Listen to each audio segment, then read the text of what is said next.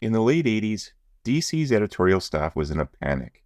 Tensions had been mounting between the publisher and Alan Moore, who was one of their star writers. While most creators are replaceable, Moore was a special talent who had a knack for re-establishing forgotten characters. To some extent, the popularity of Batman, Superman, and Wonder Woman sell themselves, but Moore's ability to turn less popular characters into big sellers played a huge part in their success. He'd already revamped the Swamp Thing title, and with it the Demon, Phantom Stranger, and Deadman. But he could do more than just revive old characters. Moore could also create his own. He's responsible for The Watchmen, which is universally regarded as one of the best comic book series of all time. And to prove that he could write stories for iconic characters, Moore wrote The Killing Joke, which is widely thought of as one of the best Batman stories ever. All of this meant that the prospect of losing Moore weighed heavily on the publisher, but there were some legal issues that couldn't be resolved, and they knew his exit was inevitable. Moore was from England, and grew up reading British comics. This instilled him with a different storytelling tradition that set him apart from American writers. So when it came time to start looking for his replacement, DC naturally went back to the UK, hoping to strike gold for a second time. It shouldn't be surprising to anyone that one for one, Alan Moore was irreplaceable, so DC took a different approach.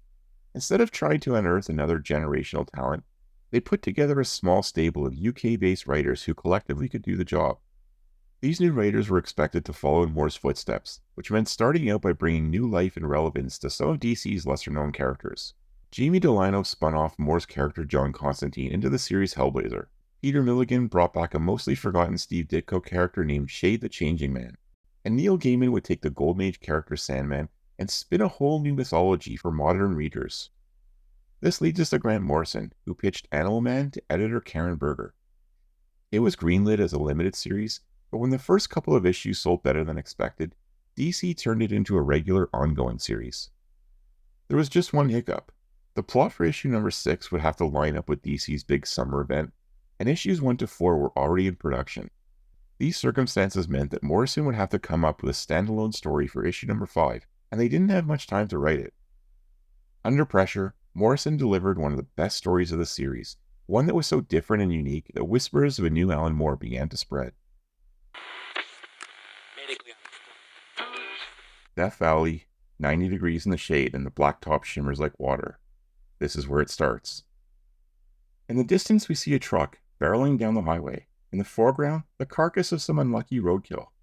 Inside the cabin, a middle-aged man is driving the truck, and he's speaking to a younger woman, a hitchhiker he's picked up somewhere along the way. She's headed to LA to live out her Hollywood dreams, but the driver offers her some cautionary advice. He spent 3 years living on the streets of LA before his partner Billy and the good Lord saved him.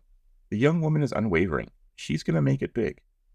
The two of them are listening to the radio and singing along to the Modern Lovers song Roadrunner.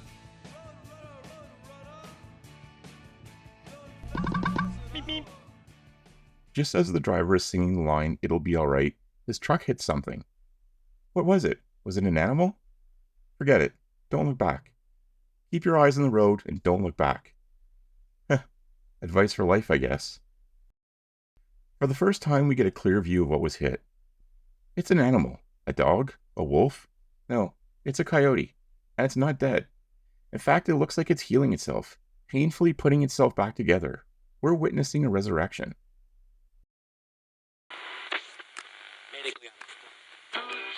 Fast forward to the current day. Animalman Buddy Baker is at home cleaning out his fridge. He's decided that his family won't be eating meat anymore, and his son isn't too happy about that. And neither is his wife. We're not sure what she thinks about the decision, but she's mad that he made it without her. They argue for a bit, and then Buddy storms off. He's next seen flying around, and he has a sense of brooding. Something's not right. He's not sure what it is, but he can feel a tension in the air. The scene shifts back to Death Valley. The truck driver from the previous year is back in the desert, and he appears to be on a mission. He's planning explosives and carrying a gun. He's changed since we last saw him too. He's balding now, and what were once bright blue eyes have been replaced with tired and weary ones. We learn that his partner Billy died, run over by a truck. He's lost his job, and his mother died of cancer. But the thing that set him over the edge was a newspaper article. The hitchhiker full of Hollywood dreams he picked up last year became a prostitute and was killed during the drug raid. The driver believes his bad luck started when he ran over the coyote. He somehow knows that the creature didn't die, and he's convinced himself that it's the devil.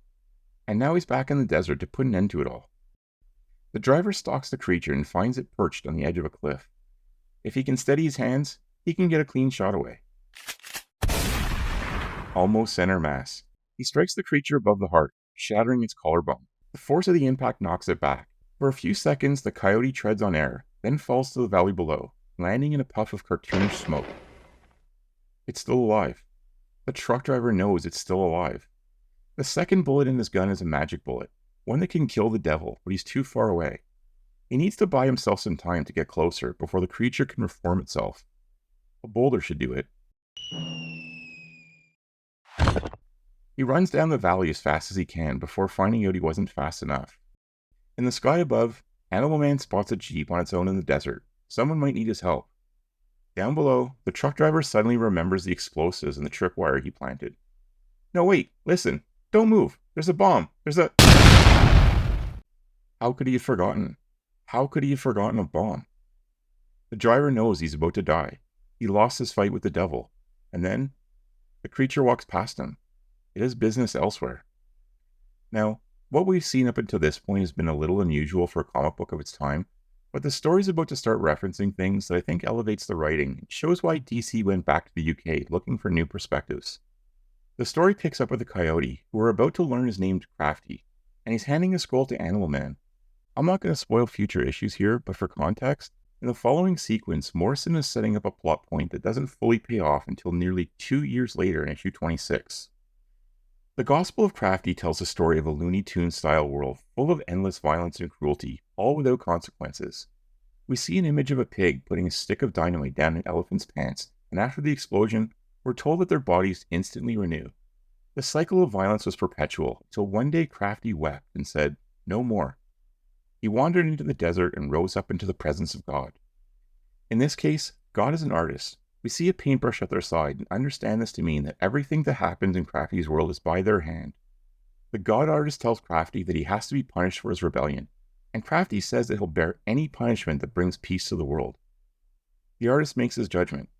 They'll bring peace to Crafty's world, and in exchange, Crafty will be banished from it, cast out to a place where he will bear all of the suffering for his world. And as we see the artist start working their brush, Crafty fades from his world and appears in Animalman's, in the middle of the road, the truck barreling towards him. We know what happens next. As Crafty lays there as roadkill, a vulture dines on his entrails. But for all of the pain that he suffers, he knows that he saved his world. He holds out hope that one day he can return to overthrow the artist god and create a better world. The perspective changes back to Animalman's, and it's at this point we learn that he didn't understand a single word of Crafty's gospel. There's a lot going on here, and I'm going to do my best to break it down. Animalman arrives on the scene just as Crafty is about to confront the truck driver, but when he sees our hero, he ignores the driver. The sinister expression on his face is gone, and instead we see what looks like empathy. Crafty senses kinship in Animalman. They're the same. They're both heroes of their own stories. The gospel itself is a mix of mythologies. At times Crafty is Christ-like, even echoing the line "Jesus wept" from the Gospel of John, and he sacrifices himself to take on all of the pain and suffering in his world. At the same time, the God artist sees Crafty's actions as a rebellion, and casts him out of heaven, just as the God of the Bible did to Lucifer. And once on earth, Crafty dreams of one day returning to heaven to overthrow God. That's another nod to Lucifer. A third tradition is introduced as a vulture picks away at Crafty's regenerating body. In Greek mythology, Prometheus stole fire from the gods and brought it to humanity. Understanding that fire is a symbol for knowledge, what Prometheus really stole was knowledge of the gods. His punishment for doing this was to have his liver eaten by a giant eagle every day for eternity. So what exactly is Morrison saying about Crafty? Is he a savior? Is he the devil? To the world that he brought peace to, he's a savior. To the God that he rebelled against, he's a devil. We know what Crafty is to Animalman, though. He's Prometheus. Crafty shared his gospel, his knowledge of the God artist, and gave it to Animalman, but he couldn't understand it. In this scene, Morrison is referencing the Austrian philosopher Ludwig Wittgenstein, who once said that if a lion could speak, we couldn't understand it. By that he meant that what separates lions and humans isn't our inability to talk to each other, it's our inability to understand each other's worlds. Our perspectives are just too different. In this instance, Crafty is a coyote who can communicate, but Animalman can't understand him. They're missing the common perspective needed to understand each other. As Animalman struggles to make sense of this, We once again see the truck driver. He's managed to perch himself on the boulder he dropped from above, hoping to steady his aim at Crafty. It's at this point we're told that his magic bullet was made from the melted down silver cross his partner Billy gave him. The shot rings out and strikes Crafty in the heart. Crafty's in shock. Unlike all of the other times that he's died, this time he feels no pain. With his mission now complete, the truck driver dies, believing that he saved the world from the devil. His pain was gone too. Animalman comforts Crafty in his final moments, and as the perspective changes, we see that he's splayed out in a crucifixion pose. The intersecting roads behind him form a cross, and Crafty lays in a pool of white blood, until the hand of the god artist appears and paints it red. And with this we learn the god artist is controlling what happens in Animalman's world too. I've already said that I'm not going to spoil the future of this series, but what Morrison is hinting at here is that Crafty's gospel wasn't for Animalman. It was for us. We just couldn't understand it yet. If you made it to the end of this video, I want to thank you for watching. It's hard to get a new YouTube channel off the ground, and every view, like, and comment really makes a difference, so thank you. Until next time, bye for now.